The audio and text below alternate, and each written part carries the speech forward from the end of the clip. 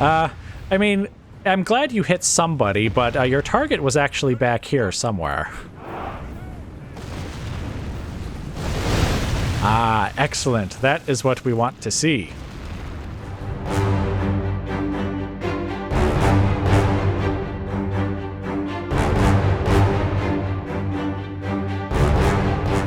Okay, guys, welcome back. So, let's get right into the campaign map stuff. It's actually been a few turns. A couple of things have happened. So you may recall, I'm pretty sure I mentioned in a past episode that there was actually a rebel force right here, and they are gone. And the reason they are gone is because we actually trained up some troops to send north. In fact, most of them are actually right here with Gregory of Hartford. We basically just kind of had them all train up at once, eliminate that rebel force, and then head north. And if you're wondering who Gregory of Hartford is, well, apparently the battle was just so one-sided, so much in his favor when he was but a lowly captain, that the man of the hour mechanic triggered, and so he became a general. So now we have another general here in the region, which is good because I think it was bad that we only had Morcar the entire time. It's good to have a backup in case I goof up and get him killed. As happened with what's his face at Gaza. You see, I don't even remember his name. He was I'm a terrible leader, I know, for forgetting the names of my subordinates, especially the names of the subordinates that I got killed through my own actions. But anyway, so he's bringing some troops north to reinforce Morcar, and actually to replace maybe some of them too, depending on how many casualties he's taken by the time we get there. Now, Morcar is going to attack and take Aleppo this turn. Yes. Here's his army, which you may be wondering what happened to the Sultan's army. The Egyptian Sultan was here with a couple of units. And we killed him. And normally I would show that sort of thing on camera, but I decided not to in this case because, well, it would have been interesting enough if that had been the end of Egypt as a faction, but as I suspected, or kind of suspected, that's not really the case. My spy, which is heading towards Egypt's capital over here, actually spotted a general. And as you can see, he's the crown prince, the faction heir. Which means there's actually another general who is the Sultan, and he's probably in there. And we're going to have him just keep going in that direction. So that battle didn't end in the destruction of Egypt, and I even knew that it wouldn't beforehand because my spy had by that point already found one general. So I just decided to have Morcar eliminate him really quickly off screen. It was a tiny little battle with just, 4 units, and 2 of them were at half strength.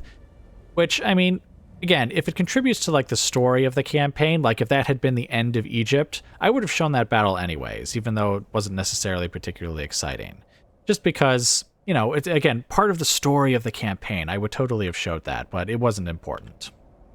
So anyway, Morcar just kind of then continued on. He got his siege equipment back from Antioch because we managed to replace the garrison with some levy spearmen that we had coming from down south. And I think an armored swordsman unit actually ended up joining him too, one that was just kind of traveling here on its own. So he does have something of a hodgepodge force here at the moment with units in various states of being damaged, but it should be enough to eliminate these rebel settlements without too much difficulty. Hopefully the Turks don't actually declare war on us, at least not yet. I kind of want to just snap up some of these rebel settlements while there's essentially no enemies here in the region, because Egypt, again, is all the way over here now. They have no power in the region here. And we're not at war with the Turks. So we should be able to just snap up some rebel settlements without too much resistance and just kind of free real estate for us. I did notice that Baghdad has rebelled against the Turks, which it looks like they're not going to be able to take that back either. Not without some reinforcements. So depending on what the Turks are up to, once we're done taking these settlements here, we might just kind of mosey our way on over to Baghdad and take that as well. There's actually another rebel settlement down here, Jeddah, but I mean, unless the Turks are really friendly with us, like they offer us an alliance and everything is just really great, I don't see why I would send Morcar all the way back down here to take that settlement. So that's probably just going to be forever a rebel settlement unless something changes. So anyway, Morcar is going to take Aleppo this turn. That's one battle. Now, the second battle is actually further north here. Richard is going to attack this force of the Danes, and I assume that they will stand and fight, and to be honest, even if they don't, I don't think they can retreat far enough to escape. Somewhat sizable force with some good troops, so that should be a good scrap there. He has had his army retrained up a bit, so we should also be at more or less at full strength when we fight him. He was actually chasing this rebel group. I think I mentioned that in a past episode where I wanted to just eliminate that rebel group before moving on, but they kind of dodged out of the way there. And so I decided to just let them go. And by let them go, I mean let Robin of Cornwall, or Robin Cornwall, take them out instead. So Robin, you may remember, was the general who delivered some mercenary spearmen to His Majesty quite a few turns ago. Instead of rejoining the general army, which is right about here, I sent him up north, and he's basically just recruited a whole bunch of mercenary spearmen. And in fact, there's even more mercenary spearmen in this region over here. So quite a harvest of mercenaries here that we could use, and he's going to be the one to actually eliminate the rebels, and then he'll follow behind Richard, basically acting as sort of a backup army where he can like throw some troops in garrison really quick so we can kind of leave these cities really quickly. And since the mercenary spearmen are a decent unit in and of themselves, he can also replenish Richard's casualties to the point that, you know, he can continue moving on without having to stop too long. And of course, if we then want to replace them with like armored swordsmen or something, once he's done taking this, he'll come back towards Hamburg, and Hamburg can replace those losses. All right, so now further south here, the Empire is actually gathering up decent-sized forces. They're not the greatest troops, but that's quite a lot of troops, and I think Edward, the Mauler here, is going to be their primary opponent. Now, when we last left Edward, he was over here in Bern, which has been converted to a town, as you can see. I figured we didn't need another castle in the region. We already have Staufen and we have Metz. So he headed north, past Staufen, and is actually... Staufen's going to give him some reinforcements because his army's just a little bit beat up here. And I want them to be at basically full strength when they go advance towards Frankfurt. I was going to head over to maybe Innsbruck or... what was the city? Nuremberg first, but to be honest, all of like the Empire's forces are basically concentrated here at Frankfurt, and so I'd rather kind of just march in that direction and maybe get them to fight us, and just kind of just defeat them right there and then. But Edward's army needs to be at basically full strength so that we can make a good fight of it. So he'll be here for maybe a couple of turns. I'm not sure exactly how long I want him to wait here, but we'll get him some extra troops there. We've been eliminating some rebel forces, too, in the region, by the way. There's just rebels everywhere. Obviously, we have this group here. Looks like the Danes have another group up there. We had the one we talked about here in Egypt, and we actually had two right here by Staufen. In fact, Edward, that's the last thing he did. That's why he's standing here on the road here, is he eliminated a small rebel group here. And the general army actually eliminated a small rebel group here as well as they were heading back from Staufen to Metz. Which brings us to the general army. So they were at Staufen, right? They were the ones who actually took it. They actually then traded places with the Metz garrison so that Staufen could have a full garrison. And now Metz is training up another garrison for itself. And the general army is now going to yet another rebel group that is down here. And fortunately, I think that will be the last of the rebel forces that we have to deal with. I mean, apart from the ones I've already pointed out, of course. Just rebels. Filthy rebel scum everywhere.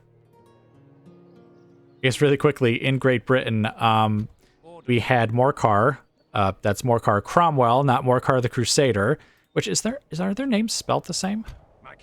They are. Okay, well, Morcar, the other Morcar, is here in England. And he eliminated a rebel force here as well with the help of some mercenaries. Now, the reason he is here in England is because he is actually going to take command of a new army that we are just going to start training up this turn. I feel that we have enough armies over here to deal with all of this, I think. Basically, two armies under Edward the Mauler and Richard. But we only have, like, really the one army under His Majesty over here. We do have, like, a backup army, but I mean, like, an army that can actually, like, has siege equipment and can really just take a settlement without being completely obliterated, which is what I imagine would happen if they tried it themselves. So His Majesty is actually training up some troops here. Oh, wait, I forgot. The whole reason I mentioned that was because basically I think what we're going to do is we're going to have Morcar Cromwell come down here and help out His Majesty. So he'll probably, I was thinking of sailing around the Iberian Peninsula here and landing at the Portuguese capital, because this should be their last settlement. So we take it, eliminate them as a faction, and then by that time, hopefully His Majesty will have eliminated the French or be somewhat close to doing so. I imagine by that point Spain will have declared war. In fact, they very nearly did already. You see, they actually brought a very small force, it was just 2 units, on some ships, and it looked like they were going to land and attack Rennes. So I trained up some extra archers there, because I figured that would help, and they already have stone walls, so it wouldn't have been much of a threat. But the moment I trained up those archers, they then packed up and left, so they didn't attack. But I suspect the Spanish are going to attack soon enough, and I just want to try and eliminate a couple of these other enemies before then having to eliminate them as well. And once we control most of the Iberian Peninsula, again, I assume the Moors will attack us as well. Everyone, on the slightest provocation, the slightest excuse, will attack us. So, yeah, you see, they don't even have any other enemies, and they're allied to the French. So, I imagine they will attack us at some point. Maybe sooner rather than later. All right, but anyway, I think that's everything. So let's head back to the Middle East here and let us attack Aleppo. We don't have any battering rams or anything. I figured just attacking with the catapults should be sufficient.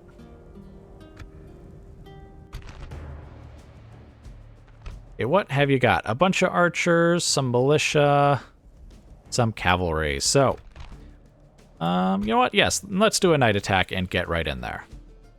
There'll be no escaping us now. Okay, guys, welcome to the battle. So I have my longbowmen charging up the hill here to get a good shot, good clean shot on the archers that are over here. Meanwhile, the catapults are firing on the gate and on the towers. They also appear to be hitting my catapults with their archers. I probably should have expected that. What we'll do is let's back up just a little ways here. And let's have these guys target them over there now. We did tell them not to use fire, right? Okay, we did. Actually, I guess we don't really need to back up anymore, do we? It looks like they are actually targeting our archers now.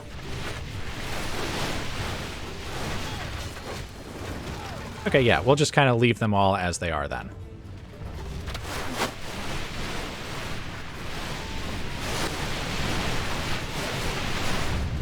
It's going to be quite the archer duel here.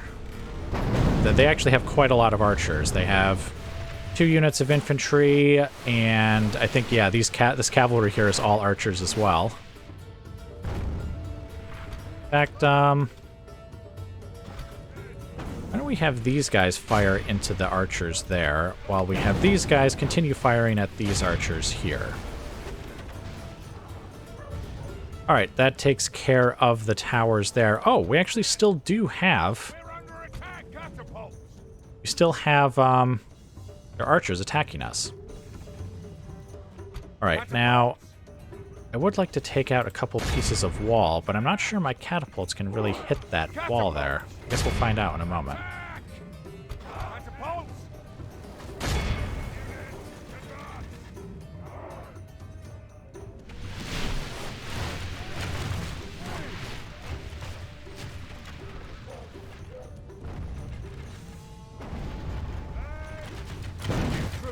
Oh, I should probably put these guys in loose formation too, since they're actually outside the walls.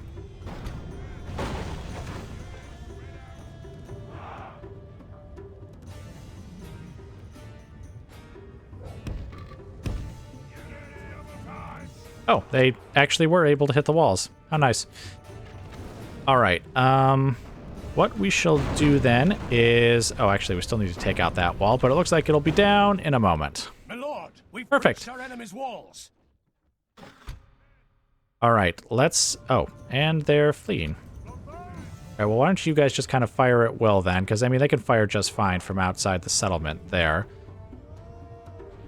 Though, actually, no, don't fire at will. Let's have them specifically target these guys here.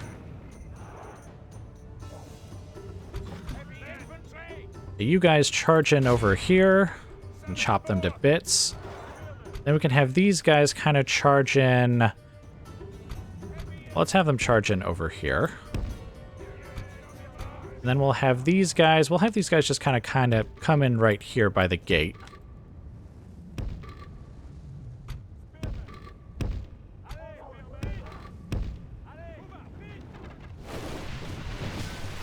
Yes, we should be getting some good casualties there. In fact, I can see the bodies littering the ground, so that should be doing pretty well. And let's have the cavalry just kind of move forward in case we end up using them. Actually, the general can run because we will end up having him come inside for sure.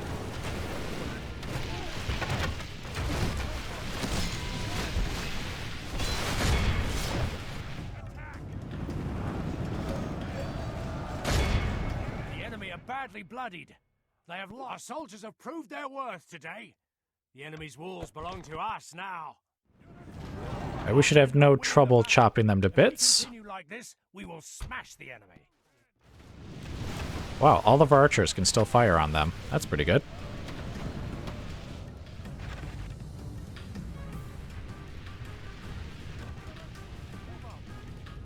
I was going to have them move forward, but I guess if they could still target them even there, that should still be fine in their current position. But they can't reach all the way into the center, so you know what? Let's just have them move. We'll have them move a little bit closer. Okay, what the heck? Okay, there we go. That should make all of the units basically a little bit closer.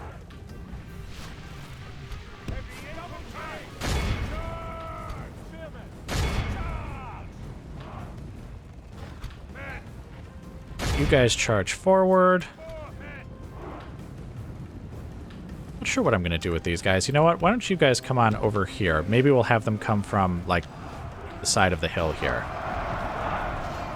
Okay, these guys are actually melee cavalry anyways, so we didn't need to worry about them shooting anyone. You guys fire on those archers there. The battle is very much in our favor. If we remain true and steadfast, victory will be ours.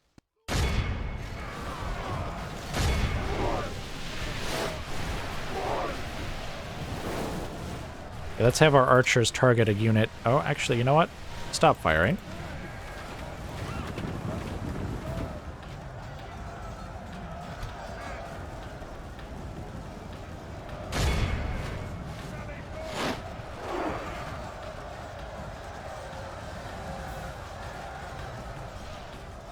Oh, I keep leaving out the the unit of unhorsed knights. I was like, wow, who are they fighting over here?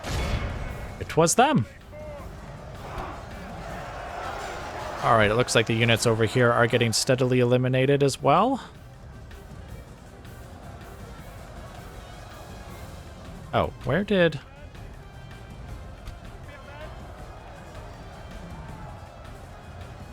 Weren't these two units the ones that I told to go over here? Good tidings. The enemy general lies dead. I could have sworn that they were. To hell.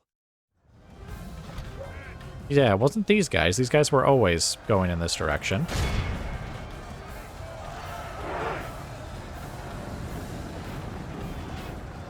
Okay, they're routing into the center of the settlement.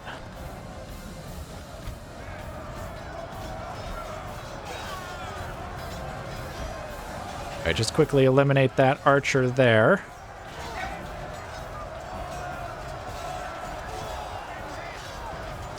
There we go. Right now, go ahead and fight over there instead.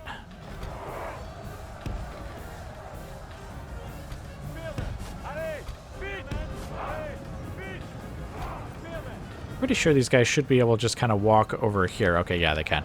Because I'm pretty sure I did that in a previous battle.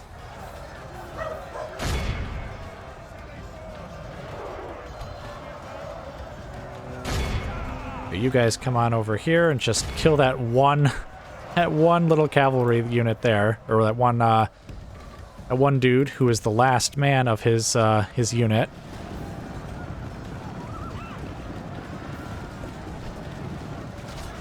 And down he goes. All right, now attack these guys here.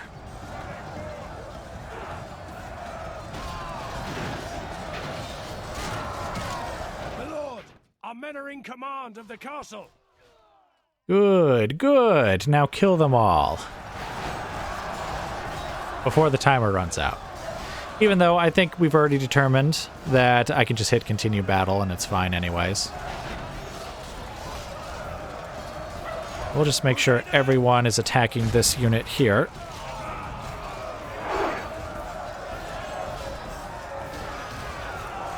Finish them! Finish them!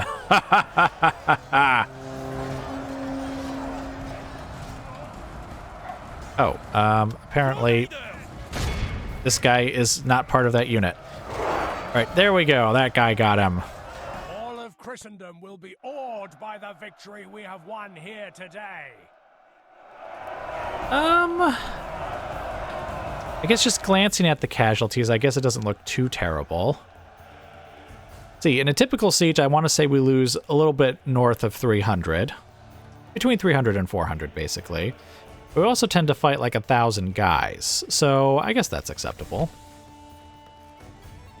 Also, unusually, most of those casualties were longbowmen, because we actually had an archery duel, which we tend not to have in sieges. Even when the enemy has, like, archers or missile units of their own, they tend to target the infantry who are engaged with their infantry, so our archers don't necessarily get, like, obliterated. I mean, they gave a good accounting of themselves, despite the casualties. The infantry did very well. This armored swordsman unit kind of got beaten up a bit, to be honest, but oh well. Not terribly beaten up or anything. Yeah, okay, so let's take this back to the campaign map. Such is the fate of all who oppose us. This place has practically no population. And this is one that I'll want to convert to a city, too, so it almost seems like I should just occupy it. But at the same time, I don't trust that loyalty. We know from the past that, you know, changing from castle to city incurs a bit of a penalty, because I think castles have a bonus to their public order anyways. Also, you can't put the tax rate above normal, so it's not like you can tax them to the hilt anyways. Maybe we should do a sacking, because that's just a small amount of population that they would lose, but they'd still get the message, right? The message that they should never, ever rebel against us. All right, what does your population look like? Yeah, this should be, I think this should still be a large town when we convert it over.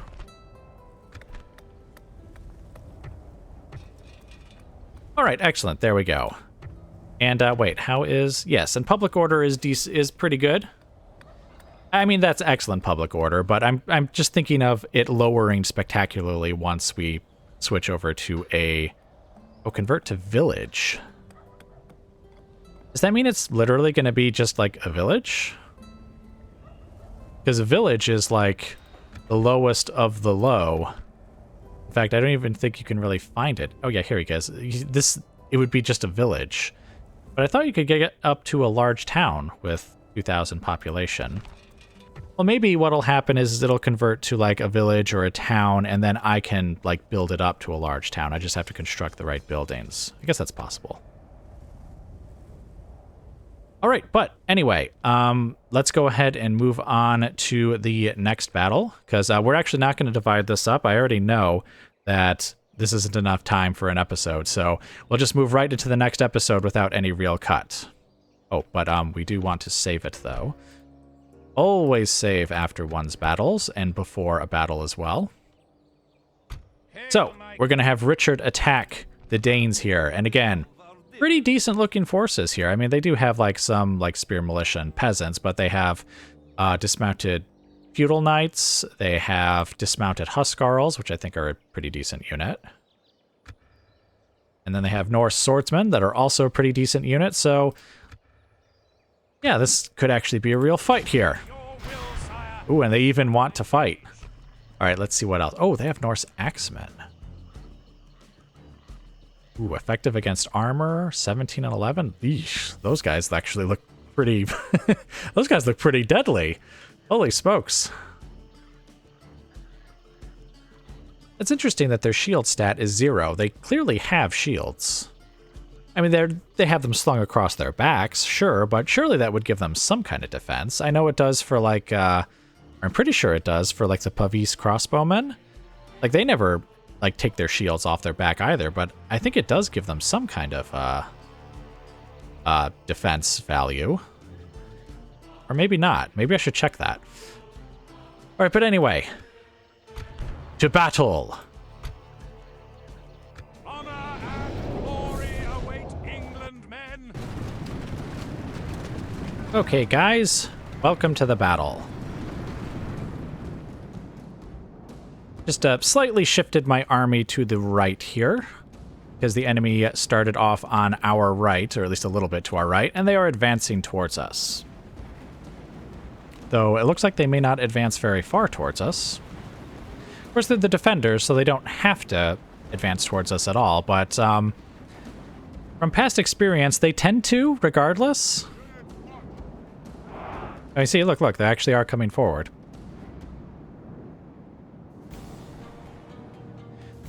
So anyway, we've got our catapults here. Go ahead.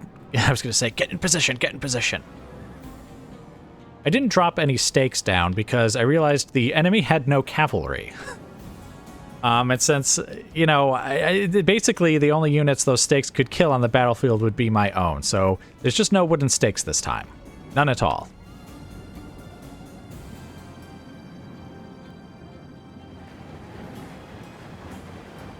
Oh, here they come. It's so exciting. I mean, I guess it is this time, because this is actually a pretty decent battle against some pretty decent units here. Though, again, they don't have any cavalry, so that will be a bit of a bummer for them. Come on, trebuchets, kill someone! Anyone! Okay, where is their general? Okay, that's him back there. Alright, let's have him target, let's say, these huscarls here. Just try to pick the biggest blob and get them to fire into said blob.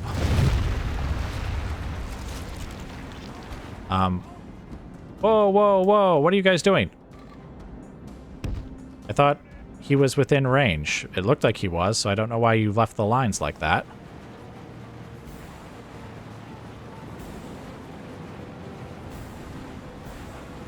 See, did I tell the archers to fire at will? I did, okay. Because I imagine that, yeah, their archers are charging forward, so they're going to be firing in a moment. Horse archers, peasant archers, peasant archers. All right, so what we'll do is... Oh, fire arrows. Oh, no, no, no fire arrows. Fire there, and fire there.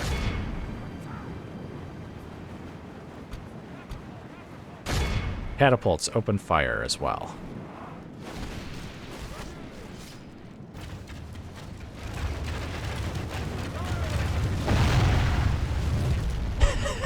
I mean, I'm glad you hit somebody, but your target was actually back here somewhere. Ah, excellent. That is what we want to see. Okay, again, your target was over here. I am happy that you killed some archers, but that wasn't your target. All right, now go ahead and target the Norse Axeman unit there. That's their general or captain's unit, just as a reminder. Ooh, excellent shot. Oh, the archers were routing. All right, here, let's have the general just kind of pull out from behind the lines here. Let's also have these guys kind of assist the front lines now. Fire there, fire there.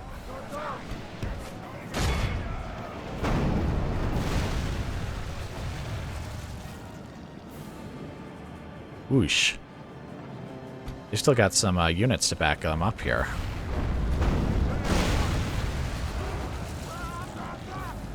The battle is very much in our favor. If we remain true and steadfast, victory will be ours.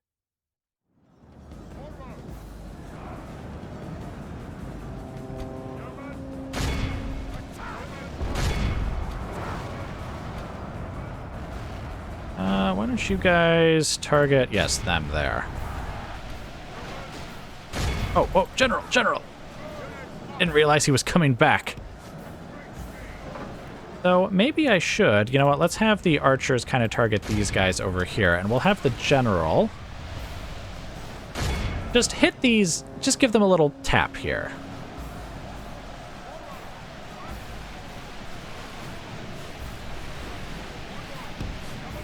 Then turn around and go get those Norse archers. The enemy are badly bloodied. They have lost half their men. All right, we're going to tell the siege equipment to stop firing because, frankly, the unit they were targeting is that Norse axeman unit that just kind of charged in there. Oh, excellent. Look at this. Let's have the archers stop firing. Good tidings. The enemy general lies dead. We've sent the base cur to hell. Let's have our cavalry step out from behind the line here, and we'll have... Oh, yep, here we go. We have almost a mass rout going here. Let's have these guys charge here.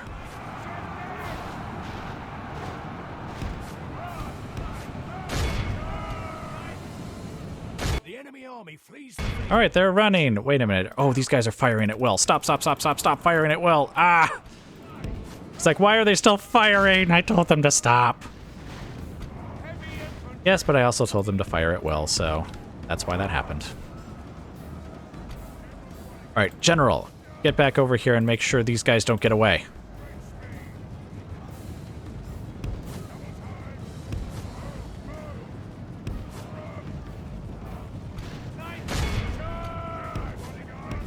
Intercept them!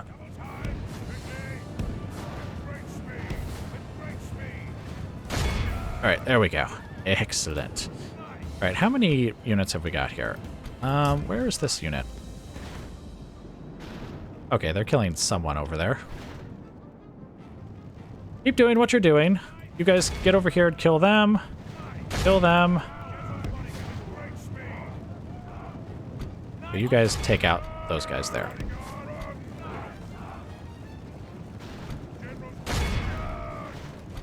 Come on, kill as many. Why are you standing still? Get in there.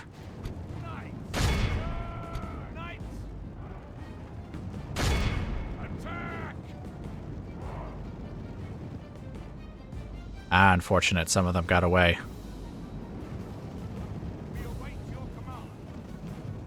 Oh, there's one peasant. There's just one peasant left. Actually, he might even be the last guy who's on the battlefield.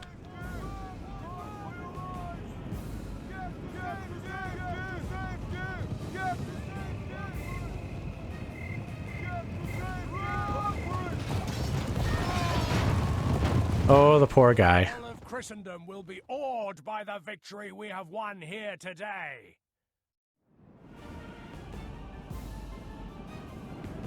All right, show me the screen. Okay, excellent. 100 lost. Well, just about 100. And they lost 1,300. Let's see. Siege equipment did about as well as ever. The catapults definitely are better in a field battle, I think. Maybe it's because of the shorter range and the, like, more direct arc of their fire. Like, the trebuchets can throw, like, shot, like, clean over their target. Whereas, since the catapults, I think, have more of a direct fire, or, again, closer to a direct fire, I think they're more likely to kill, like, a unit that's standing in front of their target, or just behind their target than the trebuchets are. Then again, the trebuchets, I think, are better in a siege battle, which is primarily what we want the catapults and siege equipment for anyways. The archers did quite well, as one might expect. Very well, actually, in the hundreds. In fact, only one unit didn't make it to the hundreds, but it was a near thing. The armored swordsmen did pretty well, too. Each of them gave better than they got. I have to admit, this unit took quite more of a beating than the others did. Then, of course, the cavalry barely participated in the fight when it came to like actually fighting enemies who were still fighting back. But then you look at the prisoners caught column, and it's like, yeah, that's what they're here for. Making sure none of these guys get away. All right, well, let's take this back to the campaign map. Ugh. I mean, that's not a lot of money. But that is a whole bunch of troops that would get away, and presumably would head back to Arhus and join an already pretty decently sized looking garrison there. But guess what? Why? There is no need for this. I just explained why there was a need for this, actually, but you know what? I'll repeat myself. Oh, oops.